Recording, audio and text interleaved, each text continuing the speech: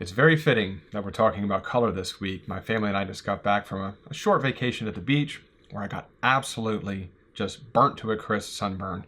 My face has been just beet red and my arms. The color has definitely subsided a little bit now, but I forgot how bad that sunburn crispy feeling is and how long it actually lingers. So nevertheless, I thought it was kind of ironic that we're talking about color this week. But an interesting fact that I heard not too long ago, well, maybe it was a while ago, I don't really recall exactly when it was, but did you know that within Lightroom, with all the different adjustments you can make within Lightroom, so highlight, shadows, contrast, exposure, things like that, that color is the one option or the one adjustment that has the most available ways to adjust it. What I mean by that is, so use contrast, for example. You can adjust contrast by using the contrast slider, or you can use the tone curve.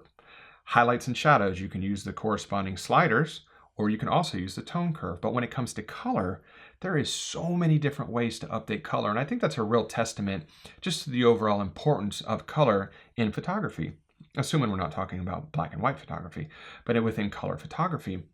You know, and color's fantastic at creating mood and emotion and drama in a photo. It's great at depicting temperature. So images that have orange and yellow and red tones generally feel warmer. And images that have blue and magenta tones generally feel a little bit cooler.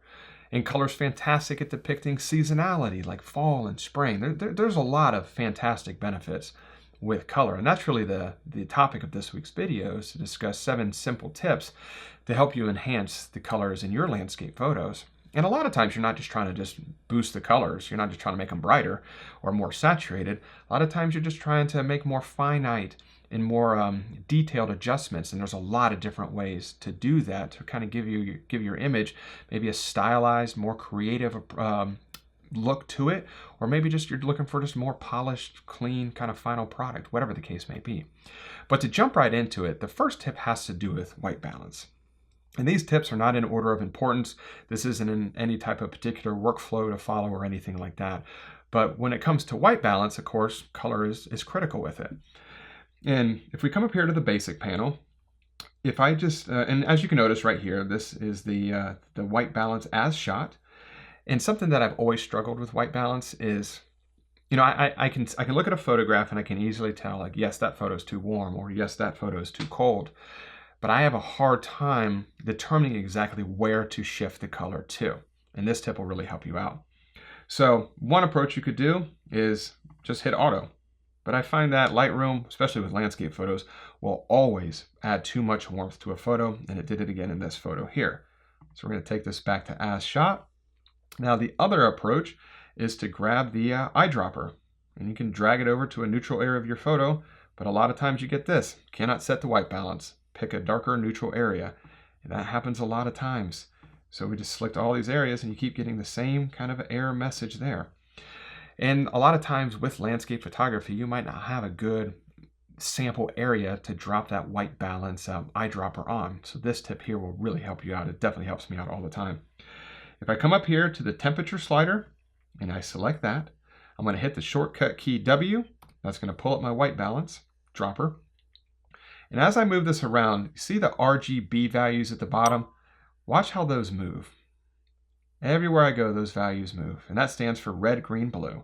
And the ultimate goal here is to try and get these values as closely aligned as possible. So I'm going to find an area here that is pretty close. And I think that right there looks good. So now that I have my temperature highlighted on the right side, I can adjust that just using my up and down arrow. And I can see that blue is the value. Blue at 87.8 is the value that needs to be increased. So I'm going to use my down arrow. I'm going to start to add more blue into the photograph until we get to an area that's pretty close. Now that's pretty close there.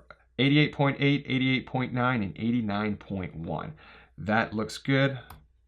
Hit the shortcut key W to take my white balance dropper away. And this is where we started. This is the beginning white balance, and this is at the end. And I think this definitely looks better. Now, this is a way to update white balance from a technical perspective. You don't always have to do that.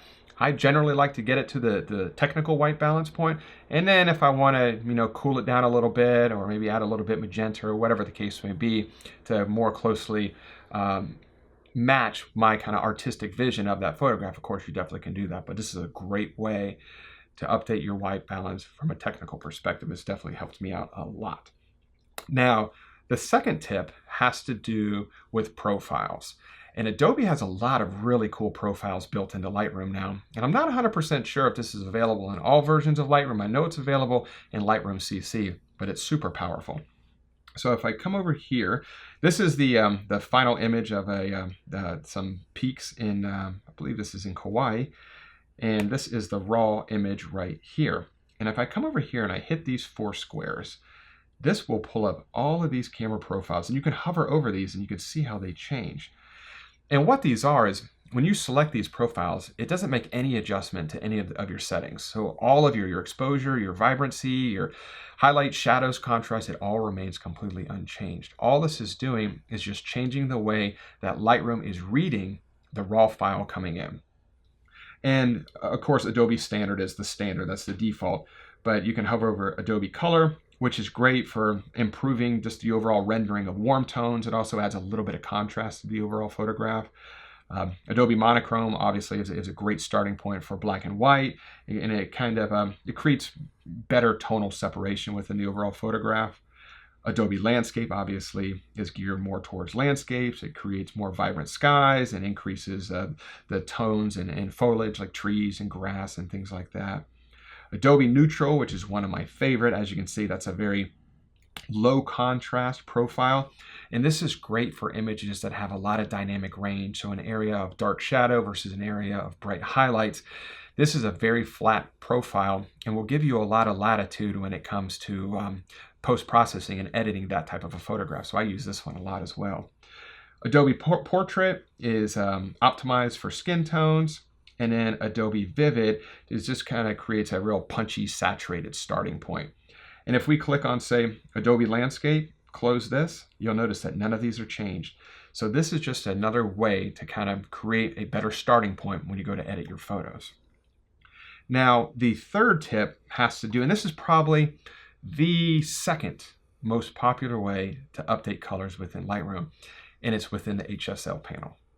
And if you're not familiar with what the HSL panel is, it stands for Hue, Saturation, Luminance. So I'm going to come over here to this photograph here. Let's minimize the basic panel, and we'll come up to HSL. Now there's a couple ways to look at this.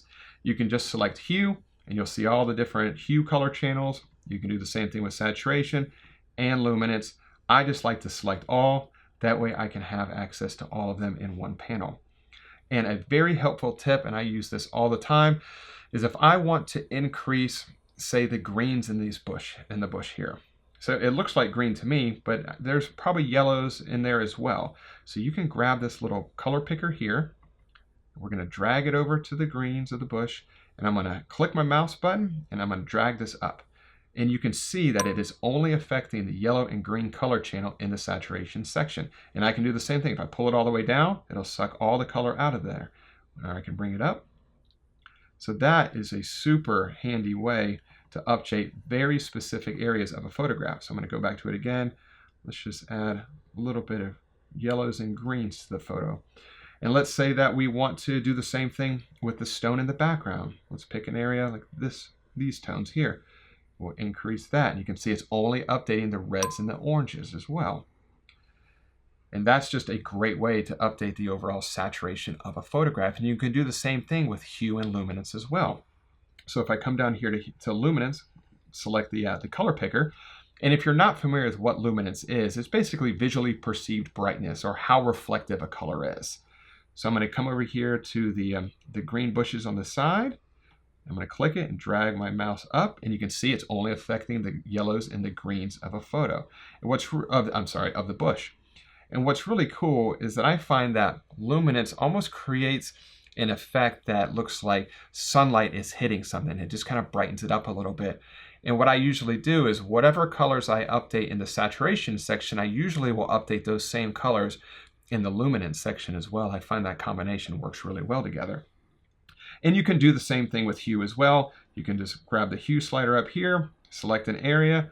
You can bring out more orange. We could drag it down, maybe make it a little bit more red. It's really up to you exactly what you want to do there. And if we toggle the overall panel on and off, you can see this is where we started and this is where we ended. This is the beginning and this is after. So that obviously didn't take much time at all. And I love the effect that it does on the bush. It now looks like there is sunlight kind of hitting the bush here. And I think that's really cool. So that's one of my favorite tips, or one of my favorite things to use in the HSL panel are these little color pickers right here. Now, the fourth tip has to do with camera calibration, and this is something that I don't think is used a whole lot, but it's very powerful and it is very sensitive. But when you use it the right way, you can really impact the overall look of your photograph, and I'll show you exactly what I mean right here. So this is a photo from Moab from last year, and the camera calibration section is contained right here in calibration. If we drop this down, all you have is shadows, red primary, green primary, and blue primary. I very rarely ever touch the hues in any of these. I'm really just going to mess around with the saturation section. And 9 times out of 10, the red channel is really the only channel I even mess with. So if I come over here to the saturation, kind of increase this a little bit, you can see that it really increases, obviously, the saturation of the red tones in the image, but it's a much more subtle effect than just increasing the red channel, red saturation channel in the HSL panel. And you can also do the same thing with the greens and saturation here. You can move this back and forth a little bit. You can do the same thing with the blue primary and move that around as well. And I'm just going to boost these all up a little bit just so you can kind of see exactly what it does. You don't have to move these very far at all. But if I toggle the overall effect off, so this is where we started right here, and then let's turn it on. And there it is right there. It's a very subtle effect, but it's definitely powerful. And I find that the red primary saturation is really good for any kind of an image for that has a sunrise or sunset. It really just kind of exaggerates the overall warm tones coming from the rising sun or the setting sun. But that's another quick tip as well. The camera calibration section is probably the one that I use the least. But on just about every single photo, I will jump down there and just really take a look at that red saturation slider and just see what that does to the overall photograph. But since every photo is completely different, there's really no rhyme or reason exactly what settings will work best. It's just fun to just go down there and just move them around a little bit just to see what kind of effect you could come up with. Now, the next tip, the fifth tip, is probably it might be my favorite, split toning. And I've done a video on this before, and if you're not familiar with what split toning is, it's the ability to add a specific tone to the highlights and the shadows of your image. And I'll show you right here. So if I come down to split toning, you can select highlights, and a lot of times it's easy. It's just to select some of these pre-populated colors up here, and watch what happens when we select this right here, this warm tone. See what it does to the overall photo, and I'll toggle it on and off. So this is off, and this is on, off, on. It really exaggerates just the warmth coming from the sun and all the highlights in the sky, and it really exaggerates the effect of the rising sun here. And I absolutely love that. And you can adjust the saturation of that as well. You don't want to get too carried away though. So just something, you want to be pretty subtle with this. And you can do the same thing with shadows as well. You could tint the shadows the same color. A lot of times you might want to adjust the shadows a different color. So maybe we use a cooler tone here, or you don't even have to use the shadows. Maybe you just want to do the highlights. But I think if this is off right here and this is on, I think this is another great way just to add color and really make your landscape photos pop just from a color perspective. And as you can see, it's simple, super simple to use, and it only takes a couple seconds as well. Now the sixth tip is the tone curve. Now I don't mean tone curve from a contrast perspective, but well, I'll just show you what I mean. So if we come down here to, where are you, tone curve? Right there. You have your normal tone curve. And I'm going to change this to the specific channel. So you have the red, green, and blue. And if I hit red, and I grab, there's that little color picker again, and I start to hover this over areas. So areas of red and orange. And look to the histogram on the right. You can see how the dot moves along the line. It's going to correlate to wherever I have my color sampler on. It's going to show what part of the actual tone curve will affect that color. So Lightroom is fantastic. It takes so much of the guesswork out of it for you. So I use these color pickers all the time. And if I say this is the area right here I want to affect, maybe I want to add a little bit of red to the highlights, I just hold down my mouse button and drag up, or I can drag down. And ultimately that's going to, in this situation, is going to add either more red tones to the highlights or remove red from the highlights. So I'm going to bring it up a little bit. And as you can see, it left a point right there. And I can come down here, whoops, I can come down to the channel and we'll select green. Grab my color picker, come over here to green, whoops, grab the color picker. And as you can see the point on the tone curve moving around as I move around the color picker. I'm going to click here. You can move this up and down. You can see how the tone curve is affected. And in this situation, it's either adding green tones to the midtones or it's removing green tones from the midtones. So I'm going to add just a little bit in this situation. And once again, there's my anchor point. Come down to the blue channel and we'll do the same thing. I already have my color picker. Let's click the water here. And as you can see it moving on the right side in the histogram. Select right here, bring this down or bring this up. Maybe right there to really show off the aqua in the water. And let's toggle the overall effect off. That's off, and this is on. And you can really get carried away in the tone curve. You want to be very subtle here. And you don't always have to use all three channels. Maybe you only want to use the red channel or the green channel or the blue channel, or you could use all of them. But that's another great way to just affect the overall color of your photos. And using that color picker, much like the HSL panel, is a great way to do that. And this section here is another great way to kind of find out your own creative style by introducing certain tones in certain components of your image. Maybe, reds in the highlights or blues in the shadows or greens in the midtones or subtracting colors from certain areas. Whatever the case may be, that's a super powerful option to go to. Now, for the final section, and this is probably, or the final tip, and this is probably the #1 most popular way to update color in your photos, and it's the vibrance and the saturation section. So this is a photo from last week's video. Let me close down the tone curve, go up to the basic panel here, and you have the vibrance and the saturation sliders. And if you're not familiar with what the difference is, vibrance basically increases the intensity of the more muted colors and leaves the already more saturated colors alone. And saturation is just kind of global increasing of the intensity of all the colors in your photo, regardless of the starting point of the colors. So I usually use vibrance. I find that vibrance is more of a smarter tool than saturation. And in this situation here, the vibrancy is really only going to affect the less muted colors. So, and a great way to see this is if I decrease this all the way, you can still see that the more saturated colors are coming through. Those are the greens. But if I pull down the saturation all the way to 0, you can see that has removed color from the entire photograph. So that's a great way to see the difference between the two. But I very rarely ever use the global saturation. A lot of times I'll bump up vibrancy a touch. But if I'm going to affect saturation, a lot of times I'll do that in the HSL panel, in the individual color channel that correlates to the saturation section. So those are the 7 tips to update color in your landscape photos. I don't always use all of them, but in just about every photo, I will just quickly touch upon all those just to see which effect works best for that particular photo that I'm editing. So I hope you were able to get at least 1 or 2 pieces of information out of that. Hopefully you didn't know all those tips already. As always, if you have any questions, definitely leave those in the comments section below, and I guarantee I will get back in touch with you. And if you enjoyed this week's video, if you could give it a thumbs up, definitely helps the channel out.